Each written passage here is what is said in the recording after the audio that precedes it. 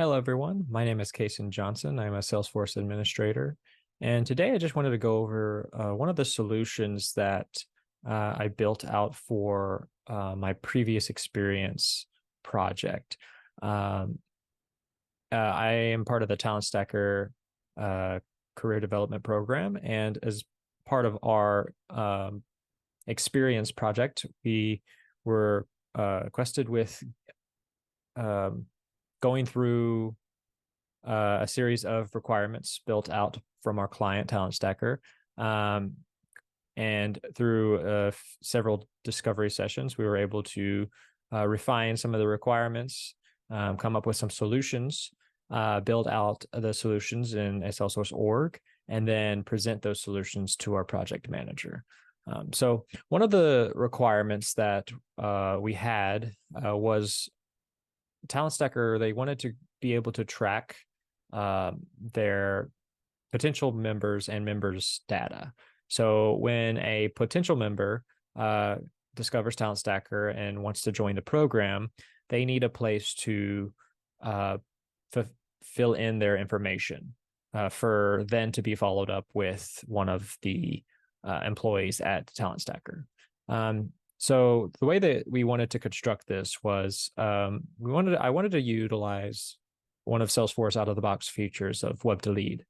Um, but I'm not quite satisfied with Salesforce's web to lead form. The generated form, it really only gives you just the uh, field name and the text box next to it.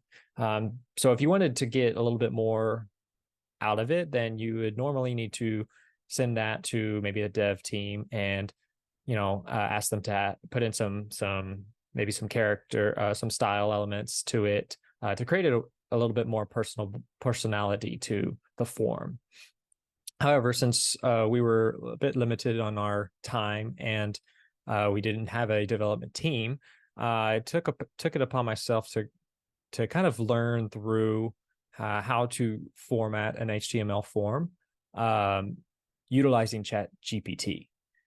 So this was a really, really fun experience because I got to utilize Chat GPT in a way that was both helpful for building out my solution and as well as kind of creating an education for me. And I'll show you a little bit of how I did that in a minute, but I'll go ahead and show what the form looks like.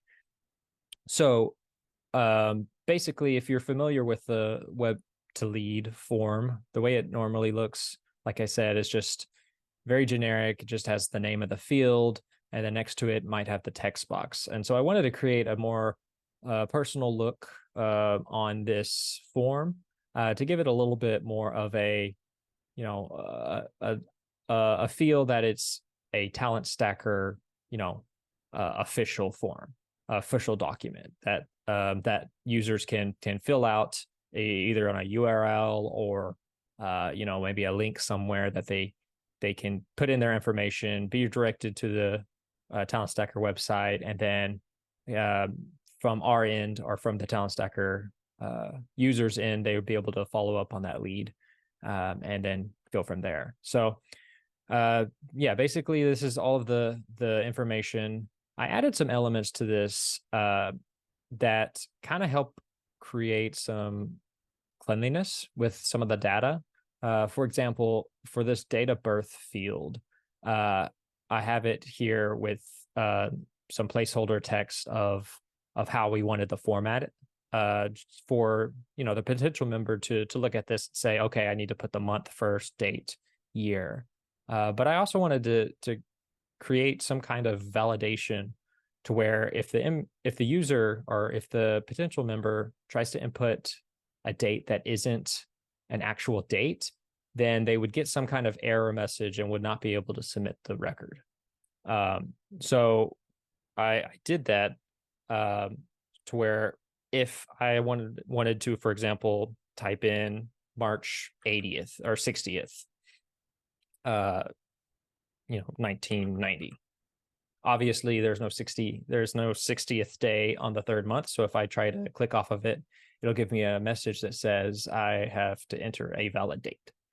So this is just a way of kind of creating a bit of cleanliness before we even get into the org itself. So the idea of this is it kind of creates a less for the user to have to follow up on, and the less that the user has to do, the more efficient the user could be. So that was one of the validations that I inputted using Chat GPT. Some of the other ones, one element that I added to this form is for our lead object, when we convert it to the contact member, we will have a field called company, and the field needs to be auto-populated with the talent stacker company. And if we just left the company field as one of these text boxes, then there could be a potential for, someone to put in talent stacker, talent capitalized, stacker uncapitalized, or maybe it's all capitalized. And it could just provide some inconsistent data. And so what I did is I created a hidden form, or a hidden text box. So what it is there's a hidden box within this HTML code that is automatically inputting the company talent stacker. And so no matter what, no matter how this is filled out, every single record that is saved or created into Salesforce will have the same company field. And you can do that with any other field as well, not just the company field. So that was really a big part of trying to create some consistency in the data before you even get into the org.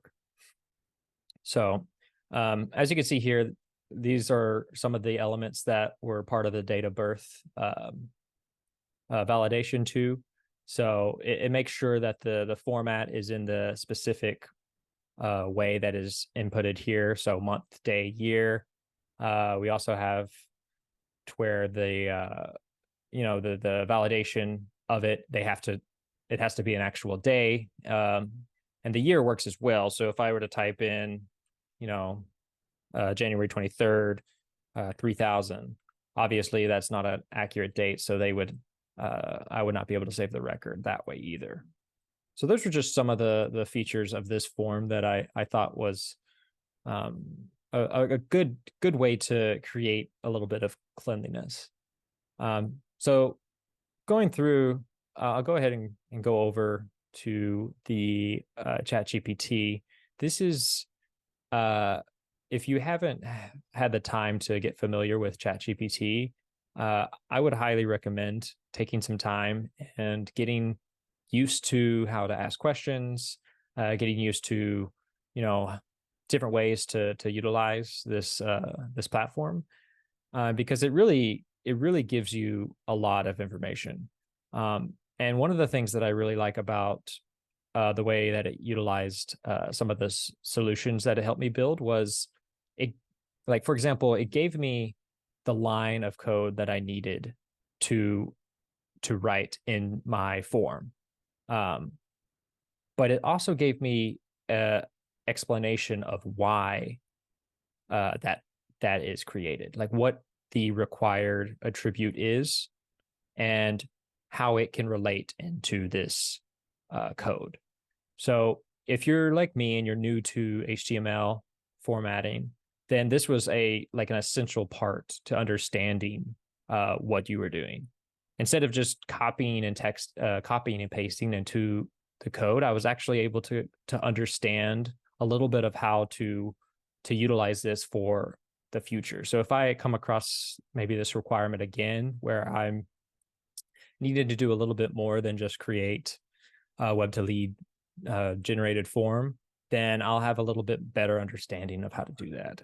So that was just one of the things that I thought was really essential and kind of a really cool element of this program. So if you get the chance, check it out, work with it, and yeah, this is going to be one of the tools that admins use in the future. So anyway, that's all I have for today. Thanks for watching and have a good day.